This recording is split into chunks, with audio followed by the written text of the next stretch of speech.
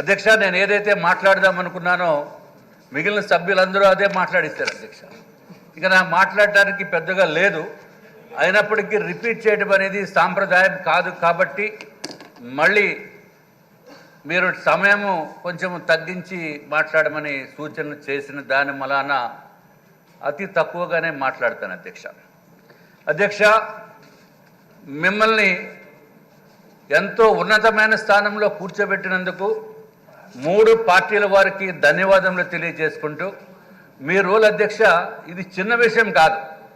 మీరు ఎంతో ఉగ్ర రూపంతో కోపమస్తే ఉండవలసిన స్థానంలో ఇప్పుడు మీరు గౌతమ్ బుద్ధుడిలా కూర్చోవలసిన పరిస్థితి చూస్తే నాకు కొంచెం ఏదో అదోలా ఉంది అధ్యక్ష. ఎంత అటెన్షన్ తోటి ఉండాలంటే స్పీకర్ పదవి అంటే చిన్న విషయం కాదు. ఇక్కడ మేమైతే అధ్యక్ష పక్క వారితోటో లేకపోతే కొంచెం రిలాక్స్డ్గానో ముఖ్యమంత్రి గారు పక్కకి వెళ్ళి అప్పుడప్పుడు కూర్చుని మాట్లాడటానికో అవకాశం ఉంటుంది. కానీ మీ పక్కన ఎవరు ఉండరు అధ్యక్ష. పక్కన మాట్లాడటానికి ఉండదు, ఏదైనా దగ్గు వస్తున్నా పెద్దగా చేయడానికి ఉండదు, కోపం వచ్చినా చూపించడానికి ఉండదు, ఏదైనా గోకుందామంటే అది కూడా ఉండదు అధ్యక్ష. ఎందుకంటే ఇది చిన్న విషయం కాదు అధ్యక్ష. చూడటానికి బాగానే ఉంటుంది, పోస్టు అధికారము అన్నీ ఉంటాయి అధ్యక్ష. అధ్యక్ష, ఇంకొక విషయం మీకు చెప్పాలి. 7 సార్లు ఎమ్మెల్యేగా నెగ్గి ఒకసారి ఎంపీగా నెగ్గడం అంటే చాలా చాలా కష్టం అధ్యక్ష. ఇది అందరికీ తెలియాలి. మొట్టమొదటిసారిగా వచ్చిన ఎమ్మెల్యేస్కి అందరికీ తెలియాలి అధ్యక్ష. నేను రెండోసారి ఎమ్మెల్యేగా అయ్యేటప్పటికే నాకు సగం గరిపింది అధ్యక్ష. చాలా కష్టం అధ్యక్ష. అట్లాగే ఈరోజు ఒక విషయం ఏంటంటే అధ్యక్ష, 22 జూన్ ఇదే రోజు మీ అత్యంత ప్రియమైన శిష్యుడు వెలగపూడి రామకృష్ణబాబు గారు 4వసారి ప్రమాణం చేసి శాసనసభలో వచ్చిన రోజు నిన్న అయింది అధ్యక్ష. ఈరోజు వారి జన్మదినం అధ్యక్ష. వారి జన్మదినం నాడు మీరు అధ్యక్ష పదవిని స్వీకరించడం అనేది మాకు చాలా చాలా సంతోషం అధ్యక్ష.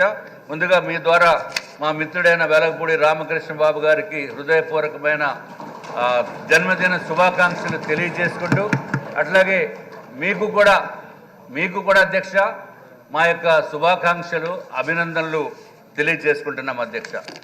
ఇంకొక విషయం ఏంటంటే అధ్యక్ష, ఈరోజు ప్రతిపక్షము రావటం లేదు అధ్యక్ష. చాలా చాలా దురదృష్టకరమైన విషయం.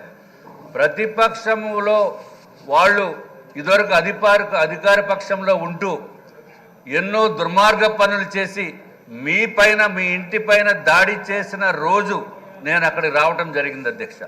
మీ దాడి చేసిన మీ ఇంటి పైన చిన్న విషయానికి పెద్ద ఇష్యూ చేసేసి వందలాది మంది పోలీసులు పెట్టి మీ ఇంటి పైన దాడి చేసి మిమ్మల్ని ఎంతో మానసికంగా మీ కుటుంబ సభ్యుల్ని కూడా మానసికంగా హింసించి రకరకాల ఇబ్బందులు పెట్టి ఎన్నో కేసులు మీ పైన పెట్టి ఎంతో దుర్మార్గపు పనులు చేసిన వైఎస్ఆర్సీపీ పార్టీ ఈరోజు సభకు కూడా రానటువంటి పరిస్థితి చూస్తూ ఉంటే, అంటే మిమ్మల్ని చూస్తేనే భయంతో ఈ ఒక్కరోజు రావటం మానేశారా, లేకపోతే ఇంకా రానున్న కాలంలో 5 సంవత్సరాలు కూడా వారు రావటం మానేస్తారా అనేది నాకైతే అనుమానం ఉంది అధ్యక్ష. కానీ మనం ఎంతో హుందాతనంతో నిన్న గౌరవ ముఖ్యమంత్రి గారి సూచనల ప్రకారము వారు జగన్మోహన్ రెడ్డి గారు వెహికల్ కూడా లోపలికి తీసుకుని వచ్చిన తర్వాత జగన్మోహన్ రెడ్డి గారు ఇక్కడ వచ్చి వారు కూర్చున్న తర్వాత నేను కూడా వారి దగ్గరికి వెళ్ళి కరచాలనం చేసి వారికి అభినందనలు తెలియజేసిన సందర్భం జరిగింది అధ్యక్ష. అంటే ప్రతిపక్షంలో ఉన్న వారికి కూడా ఎన్డీఏ కూటమి తప్పనిసరిగా అత్యంత గౌరవం ఇస్తుంది అని చెప్పడానికి 2 ఉదాహరణలు అధ్యక్ష. తమరు కూడా రానున్న కాలంలో వాళ్ళు వస్తే మంచిది, రాకపోతే మరి ప్రతిపక్షం లేనటువంటి పరిస్థితుల్లో సభ చప్పగా ఉండకూడదు కాబట్టి కొంచెం ఏదైనా అవకాశం ఉంటే నాకు కొంచెం ఎక్కువ అవకాశం ఇవ్వండి అధ్యక్ష మాట్లాడేదానికి. వస్తే అన్ని సమస్యలు మనం మాట్లాడుకుందాము. తప్పనిసరిగా మంచి అభివృద్ధి కార్యక్రమాల్ని మనం చేపడదాం అధ్యక్ష. కానీ ఎందుకో మరి రెండోసారి వచ్చినప్పుడు వీళ్ళు ప్రతిపక్షంలో రావాలని నా యొక్క మనస్ఫూర్తిమైన కోరిక అధ్యక్ష. నన్ను మా పార్టీ వారు ఎంపీకి వెళ్ళమంటే నేను ఎంపీకి వెళ్ళడం జగన్మోహన్ రెడ్డిని ఫేస్ చేయాలనే ఉద్దేశంతో నేను ఎమ్మెల్యేకి వచ్చాను అధ్యక్ష. కానీ నాకు అది ఆ కోరిక నెరవేరుతుందో లేదో అని తెలియట్లేదు అధ్యక్ష. తర్వాత ఎప్పుడైనా వస్తే చాలా సంతోషము. వారు కూడా తప్పనిసరిగా రావాలని నేను కూడా కోరుకుంటున్నాను అధ్యక్ష. సభకి వస్తేనే కానీ ఆ ప్రతిపక్షము ఉండాలి అధ్యక్ష. తప్పనిసరిగా మీ యొక్క మనస్తత్వము, మీ యొక్క వ్యక్తిత్వము ఉన్నతమైన స్థానాన్ని మిమ్మల్ని అధిరోహించింది. తప్పనిసరిగా మీకు మరి ఒక్కసారి భారతీయ జనతా పార్టీ తరఫున నా యొక్క వ్యక్తిగతంగాను కూడా మీకు ధన్యవాదములు, శుభాకాంక్షలు తెలియజేసుకుంటున్నాం అధ్యక్ష. సోమిరెడ్డి గారు. అభినందనలు అధ్యక్ష. ఒకటి 1996లో 1996లో మీరు ఎంపీగా ఎలక్ట్ అయినారు. ఆవిడ మినిస్టర్గా రిజైన్ చేశారు. అక్కడ బై ఎలక్షన్ వచ్చింది. ఆ 20 డేస్ మా నాయకుడు చంద్రబాబు నాయుడు గారు మీ నర్సీపట్నానికి నన్ను, గురిజాల శ్రీనివాస్ గారిని ఇన్ఛార్జ్ చేశారు. సో అప్పుడు ఫ్యామిలీతో కూడా అటాచ్మెంటు, మీరు మమ్మల్ని హోస్ట్ చేసింది అన్నీ మర్చిపోలేము.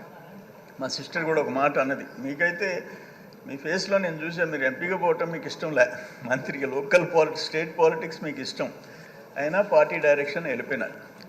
అప్పుడు మా సిస్టర్ కూడా ఒక మాట అన్నది, మీరు తొందరలో మంత్రి అవుతారన్నా అన్నది. జస్ట్ నెక్స్ట్ మంత్లోనే మంత్రి అయినా. అటువంటి అటాచ్మెంట్ మీ పేరులోనే, అయ్యన్నలోనే అన్న ఉంది. ఇంకోటి ఏంటంటే మీరు కావటం మాకు సంతోషం, కానీ ఇంకోటి డిసప్పాయింట్మెంట్ కూడా ఉంది. మీరు ఇక్కడ కూర్చోవటం, వాళ్ళు పారిపోవటం, వాళ్ళు మొఖాలు చూడాలని మాకు ఎంతో కోరిక ఉన్నది శాసనసభలో. ఈరోజు అడ్రస్ లేకుండా పారిపోయే పరిస్థితి మనం చూస్తున్నాం. అయితే ఇక్కడ ఒకటి ఫైర్ బ్రాండ్ ఈ సభలో స్పీకర్గా political super star Chandrababu Naidu గారు సభానాయకుడిగా, పవర్ స్టార్ పవన్ కళ్యాణ్ గారు డిప్యూటీ సీఎంగా. బహుశా ఇది రేర్ అసెంబ్లీ, ఇది ఒక మోడల్ అసెంబ్లీ కింద మేమందరం సభ్యులుగా వచ్చేదానికి అవకాశం వచ్చింది. ప్రతిపక్షం అనేది ఉంటే చాలా బాగుండేది. అటు కూర్చోకుండా వాళ్ళు వెళ్ళిపోవడం మాత్రం మా అందరినీ నిరుత్సాహపరిచింది. మీరు శాసనసభ స్థానాన్ని అలంకరించడం మా అందరికీ నిజంగా సంతోషం అని మీ అందరికీ అభినందనలు తెలియజేస్తూ నమస్కారం.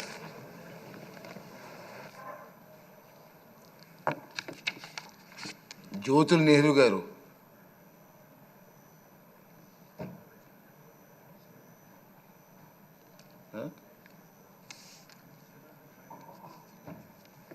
కేఎస్ఎన్ రాజు గారు. 16వ శాసనసభకు మీరు స్పీకర్గా ఎన్నిక కాబడినందుకు ముందుగా నా అభినందనలు అధ్యక్ష. మీకు శాసనసభ్యుడిగా ఇక్కడ నిలబడి మాట్లాడే అవకాశం కల్పించిన పెద్దలు సభానాయకులు ముఖ్యమంత్రి గారు చంద్రబాబు నాయుడు గారికి నా కృతజ్ఞతలు అధ్యక్ష. మన